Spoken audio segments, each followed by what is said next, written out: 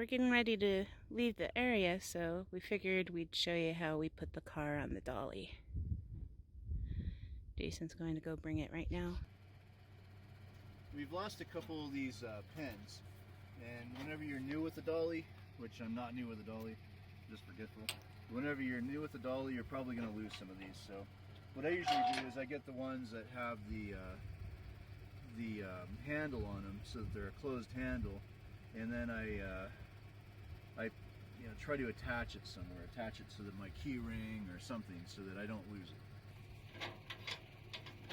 And then these, whenever you buy a dolly, you want to make sure that they operate well. You can replace these for fairly inexpensive. They're not that expensive, but you want them to operate pretty good. Also, if you have a rear-wheel drive car that you're towing on this, and it's a manual transmission, you should read the manual. Sometimes they're not rated to be even flat-towed on a dolly if they're rear-wheel drive. But even if they are, sometimes they'll have a requirement of some kind where you have to pull over every, say, 200 miles. This car, even though it's a manual transmission, it's a four-wheel drive. They say when you're flat towing it or towing it on a dolly, you're supposed to pull over every 250 miles and start the engine for like 5 minutes.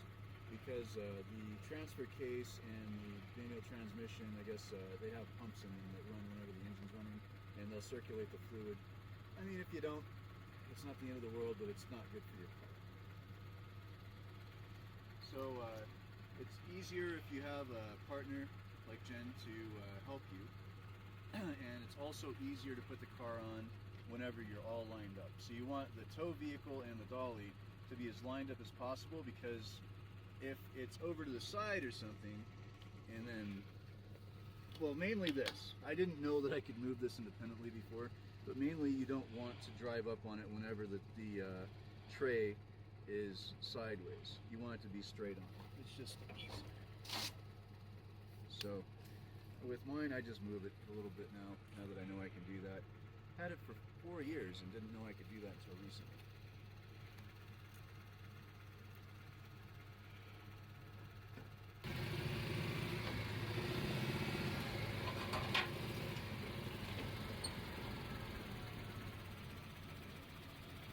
Yeah, you got a few more inches.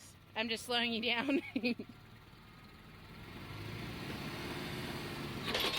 Ooh. Once you're on the dolly, it's very, very important that the steering wheel is locked. So you have to make sure that the steering wheel locks, because you don't want the steering wheel to turn when it's on the dolly. If you're flat towing, it's the opposite. You don't want the steering wheel locked. But on a dolly, the steering wheel has to be locked.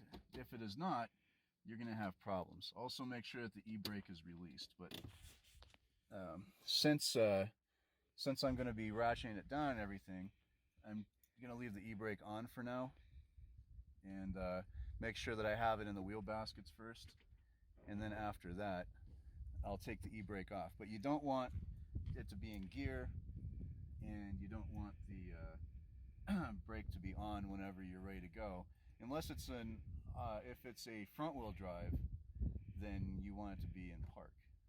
So there's definitely consult your owner's manual, because most of the time whenever you're dollying a car, it's going to be automatic and front-wheel drive, because otherwise you would flat tow it. Ideally, whenever you're having a towed, you want it to be a manual transmission. You don't want it to be an automatic. So if you have a four-wheel drive, you can get an automatic, as long as it has a transfer case, because then you can put the transfer case in neutral. Same thing applies. You want to read your manual, make sure that it's approved for that.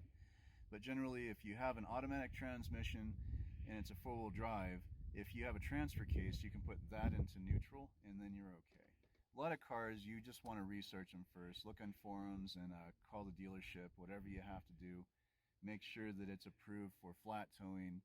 And if you're going to put it on a dolly, make sure that it's a front-wheel drive, so that the back wheels are just freewheeling.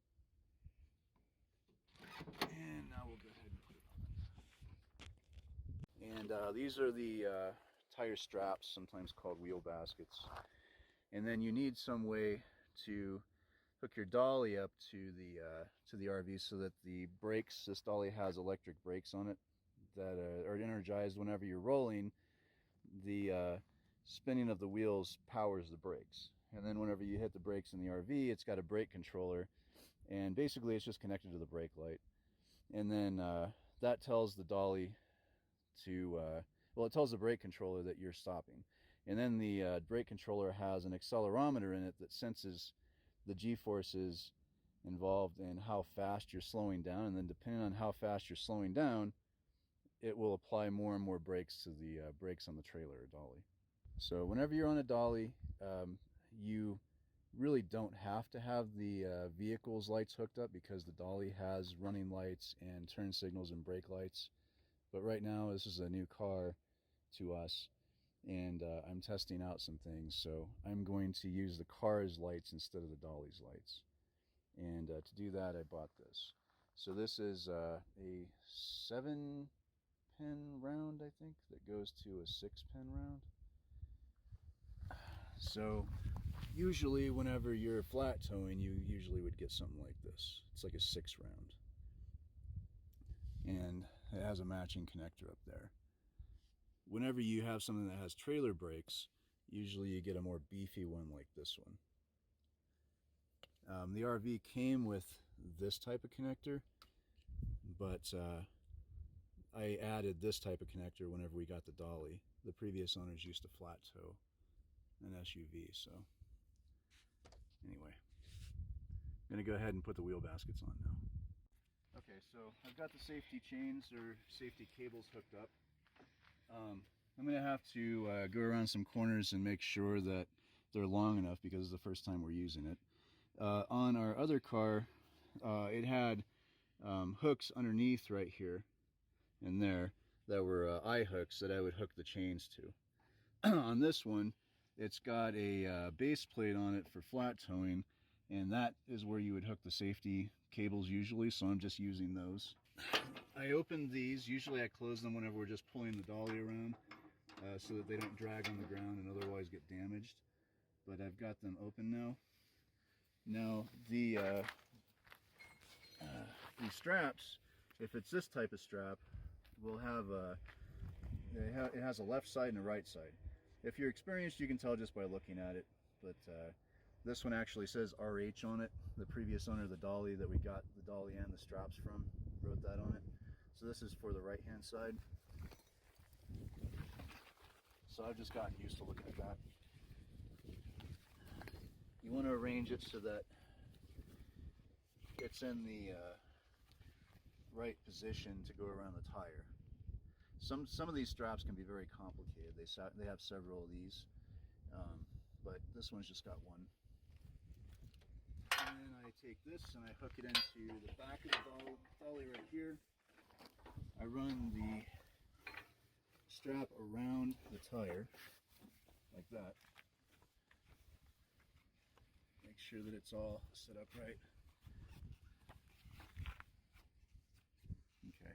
And if you have a vehicle with low profile tires like our Corolla did, this D-ring would contract the rim and it would scratch up the rim. So that's another thing that you have to worry about whenever you're shopping for a tow dolly. And also, if you're just buying a tow, again, I really say that if you're buying a car just to tow behind the RV, do not use a dolly. Get something that you can flat tow. And why is that? Because it just takes so much longer to deal with the dolly, and whenever you are parked, you have to worry about where the dolly is. The dolly is always attached to the back of the RV, so maneuvering around is more difficult.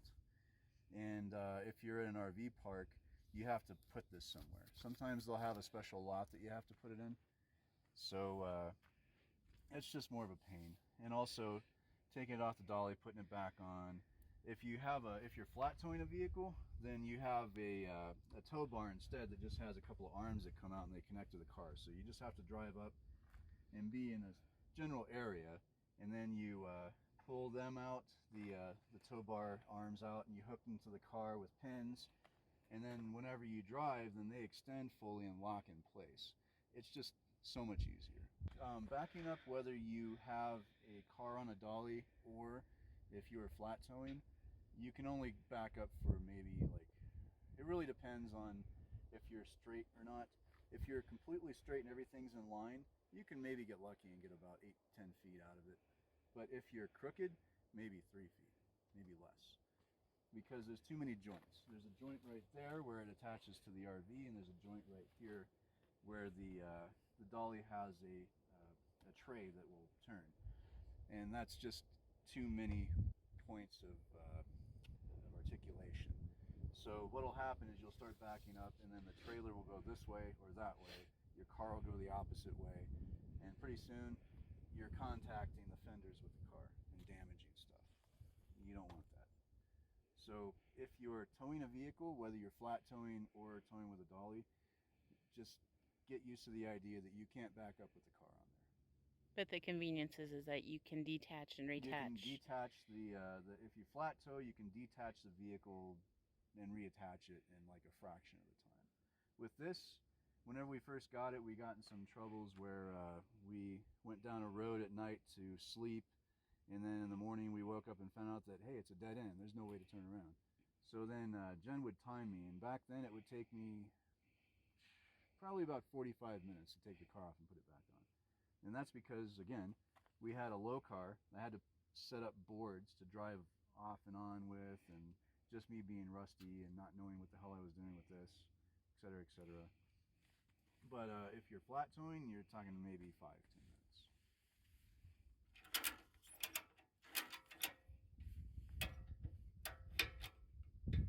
And you want to make sure that this is locked. You want to close it, and then it says right here, close fully to engage safety lock. Once that's engaged, you cannot open this again or otherwise rotate this cam. This cam right here, it has 2 locks that are engaged that keep it from unwinding. And this has a lot of tension on it now. So that's what you have to do with these ratchet straps in order to lock them. Motorcycle straps in general are like that.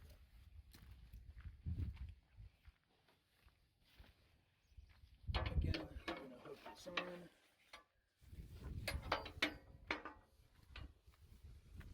Bring this around the tire. Try to make sure your straps are all, relatively not twisted. Try to make sure this is centered in the tire. Run this through here. Get it tight.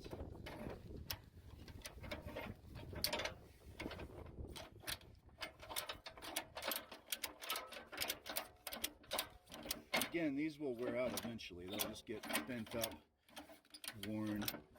You can replace them.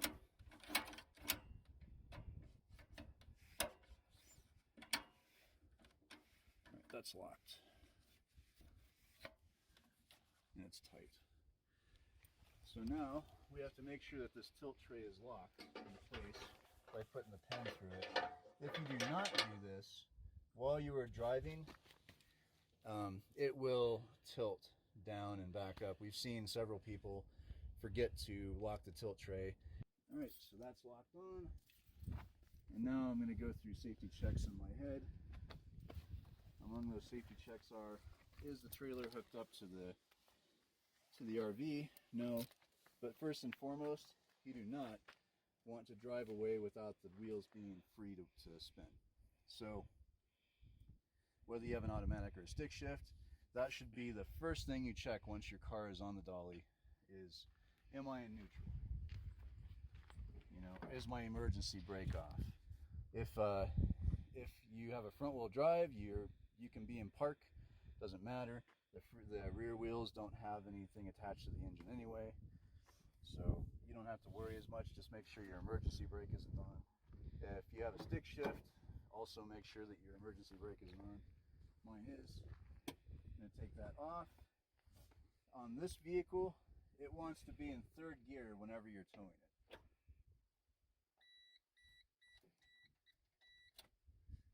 So whenever you're towing it, you're supposed to have the engine in 3rd gear. It has something to do with gear ratios, and if anything happens to the transfer case, then it won't completely destroy the engine if it's in 3rd gear. Okay.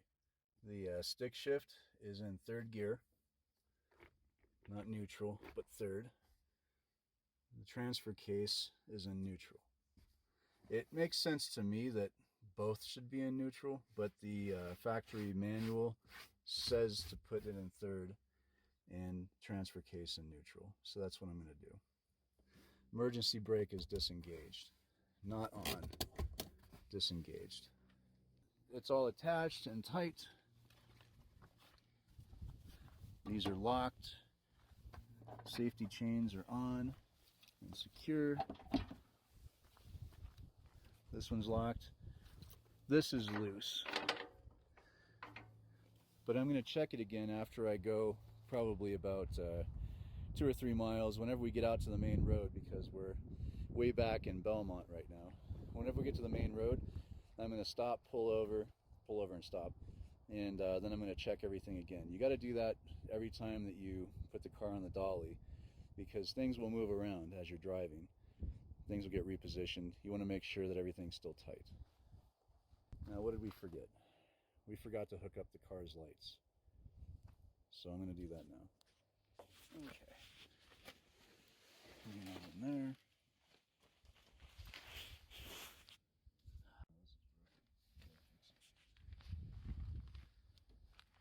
So there's a notch on top of the plug, and then there's a notch on the spring-loaded door right here.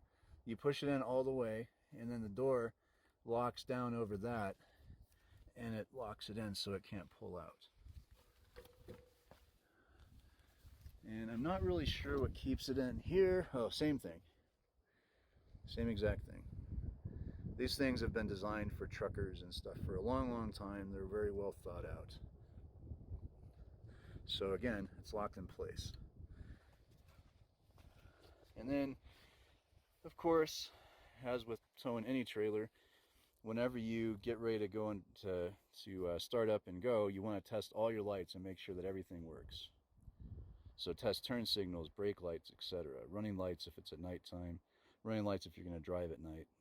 And if you're using new equipment like what we're doing here, this red wire is new to us, and then those safety cables are new. We haven't used them before, so we're going to have to pay real attention to make sure that whenever we turn corners fairly sharply, that these don't bind and otherwise tear our bumper off. That would be bad. They probably won't tear the bumper off. What they'll do is they'll move the tires back on the dolly, because they'll restrict the movement of the car. So we are now testing lights. Got my... Testing hazards, over. I got it, over. So I've got my walkie. Testing brakes, over. The right one isn't working. Testing left turn signal, over. Left is working. Over. Testing right, over. Right is not working, over. Is the right working on the rig, over? Yes, the right is working on the rig. What are you doing, Jet?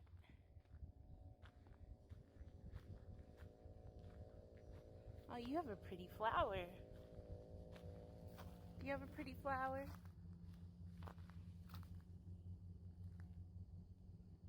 Pretty. Oh, there's like a weird bug on it. Yeah, it flashed, not connected. Okay, so we're gonna hook up the trailer instead of the tracker. So now Jason is instead hooking up the Tow dolly. tow dolly to the lights. Now we're going to test them again. Alright, well I am watching to make sure that there's no issue with, When you're ready, over. with the tracker being out of gear. So we're going to watch the wheels and make sure they don't drag. Alright, I'm ready. Over. Alright, rolling backwards, over.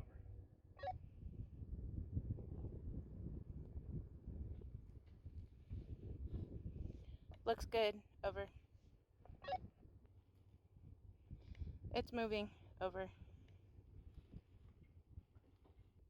Okay, everybody, that's it. We've completed what we need to do to make sure that we can tow this thing. I hope it was helpful, and thanks for hanging out with us.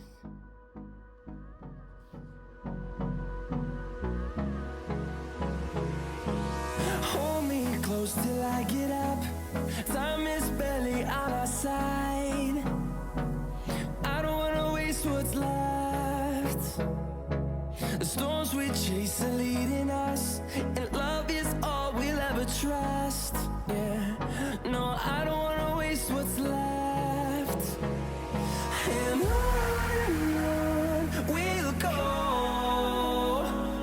through the wastelands, through the highways, till my shadow turns to sun rays.